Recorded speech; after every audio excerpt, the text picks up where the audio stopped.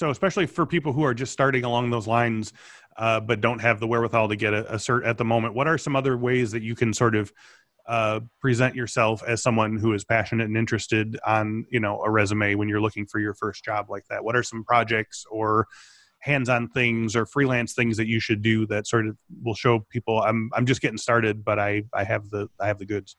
Yeah, and I think the storytelling of a resume is very good in a very short manner, because we're only reading the first half a page, and if you can get us past the first half a page, that's really interesting. Telling almost explaining some of your technical knowledge without writing it down into technical expression. I always love those resumes. They jump out at me when I read them and say, right, oh, this guy has talked about how he's used PowerShell to download a payload from the internet and load it into RegServe into protected memory. Like that's going to blow it. And don't just go and write that on your resume, because they're going to ask you what that means. So, right. Be ready to show your homework. We have a really long interview process. So our interview process, depending on what position you're in, typically is about 16 hours. We're going to give you homework, and we're going to say, come back, and we're going to ask you questions.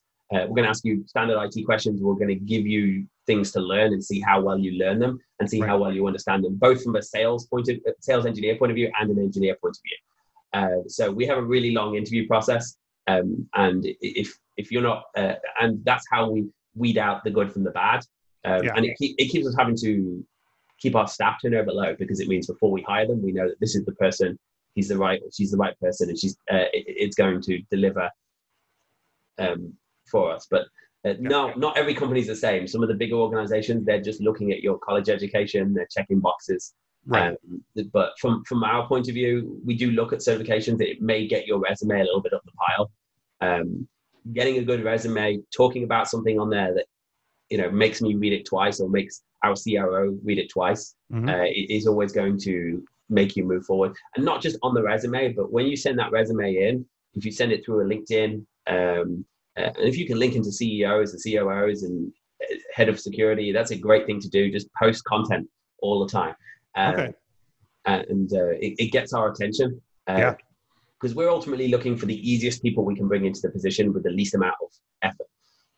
Yeah, I mean, LinkedIn is one of those things that, for a lot of people is this kind of, background joke of, join my LinkedIn page, it'll be hilarious or whatever. But it's worth noting, especially high level people are reading their feeds, and they're really looking at people who are bringing interesting things to the table. Is that what you're saying, basically? Yeah, absolutely. Because I can see more about you, not from your profile on LinkedIn, but what you post, than I can from... and bear in mind, that means don't post anything dumb. And don't just be a share monster. Post really good explanatory explanations on things, and if you do reach out to people, and it's a great way for people to reach out to us. A lot of the resumes we get through LinkedIn. But if you do reach out to someone, reach out with something that means something, not just, hi, please look at my resume. Yes. Everyone's saying that same sentence. Yeah, build a relationship a little bit. Yeah. If you can maybe read your sentence, it's worth doing. New episodes of Cyberwork are available every Monday at 1 p.m. Central. And don't forget to claim your free month of InfoSec skills. Sign up using the code CYBERWORK, and you'll get unlimited access to hundreds of courses, hands-on labs, certification practice exams, skills assessments, and more. Use code CYBERWORK for InfoSec skills.